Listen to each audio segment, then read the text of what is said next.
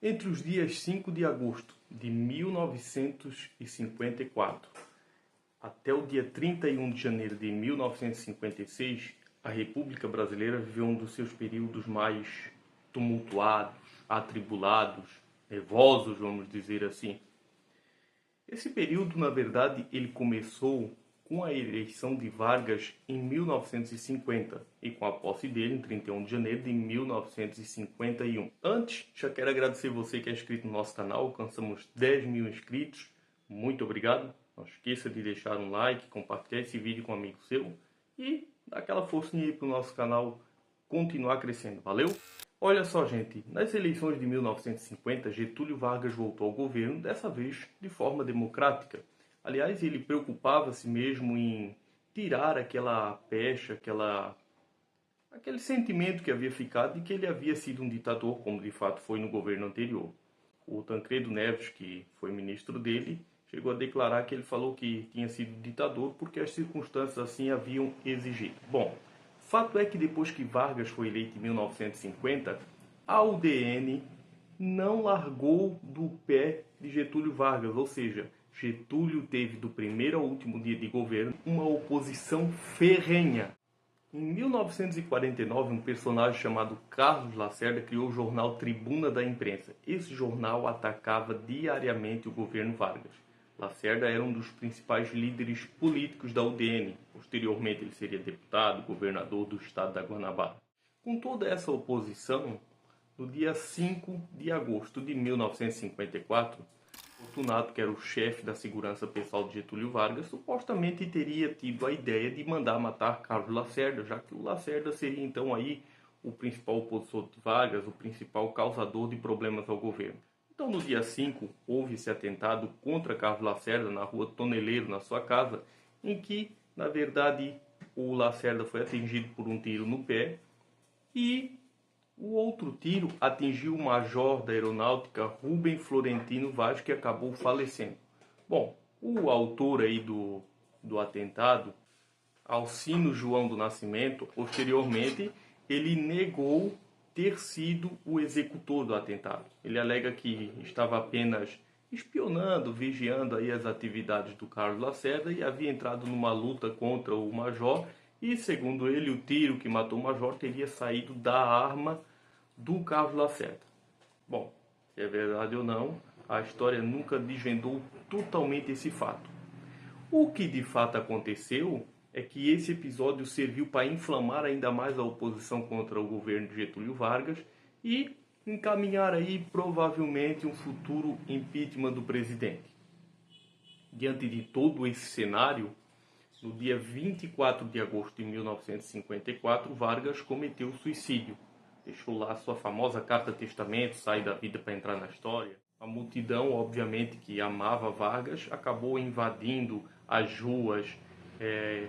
A sede do jornal Tribuna da Imprensa precisou-se cercada pela polícia, pelo exército. E quem assumiu a presidência da República, obviamente, foi o vice-presidente Café Filho, Potiguar Café Filho. Alô aí, Rio Grande do Norte. Eu sei que tem gente do Rio Grande do Norte que assiste aí, hein?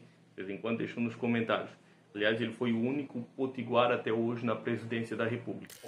O Café Filho, ele tentou fazer um governo de conciliação nacional, falando aí que não tinha maiores interesses políticos a não ser o de terminar o mandato, entregar o país ao sucessor. Acontece que, com a eleição de 1955, foram eleitos para presidente da República Juscelino Kubitschek e João Goulart. Foram eleitos porque a eleição era separada, as pessoas votavam para presidente e para vice-presidente. Acontece que o Juscelino ele não teve uma vitória muito ampla. Bom, e eles eram herdeiros políticos aí do grupo político de Getúlio Vargas.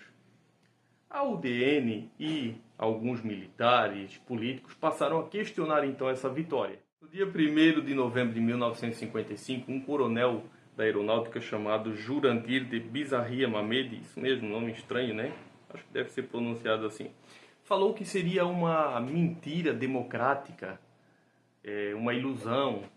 Ele declarou aqui, mentira democrática permitir a vitória da minoria. Bom, isso foi visto como um ato de indisciplina e de inflamar aí os militares contra a posse de Juscelino. O militar, o marechal Henrique Teixeira Lott, que era ministro da guerra e era um militar respeitado, obviamente tratou de adotar medidas que visavam punir essa indisciplina de Mamed. Acontece que para isso ele precisava da autorização do presidente da República do Café Filho. Porém, no dia 3 de novembro, o Café Filho teve um acidente cardiovascular, ou seja, um infarto, foi parar no hospital e ficou então o Brasil ali naquele período ali sem saber bem o comando.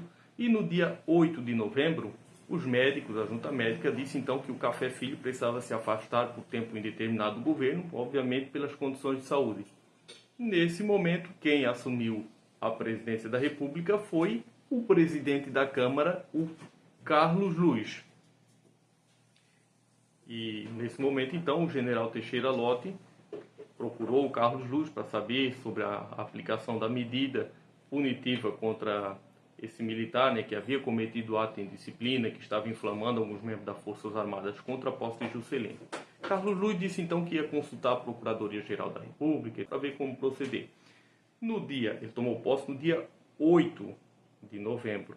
No dia 10, ele teve audiência com Lott e falou que não ia aplicar punição, não deveria ser punido o general. Isso foi entendido como um ato de apoio a esse movimento que visava contestar a posse de Juscelino. Nessa reunião do dia 10 de novembro, que foi então comunicado pelo presidente Carlos Luiz ao Henrique Teixeira Lott, ministro da Guerra, que não haveria punição ao coronel Mamed, Lott colocou seu cargo à disposição, que foi prontamente aceito pelo presidente, que inclusive já tinha um substituto. Quando Lott pediu demissão, os militares, políticos ligados a Juscelino Kubitschek entraram numa espécie de polvorosa, porque significava então que a posse de Juscelino corria risco.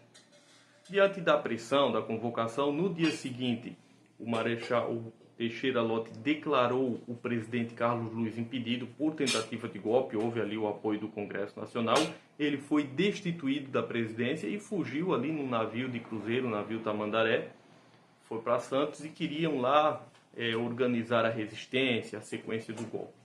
Bom, foi impulsado então, no dia 11 de novembro, o único catarinense a ser presidente da República, Nereu Ramos, que governou então esse restante de tempo até que foi dado posse a Juscelino Kubitschek, eleito, e João Goulart, no dia 31 de janeiro de 1956. Nessa época, os presidentes tomavam posse no dia 31 de janeiro e o mandato era de 5 anos. E aí, você sabia dessas curiosidades? Um forte abraço. Tchau!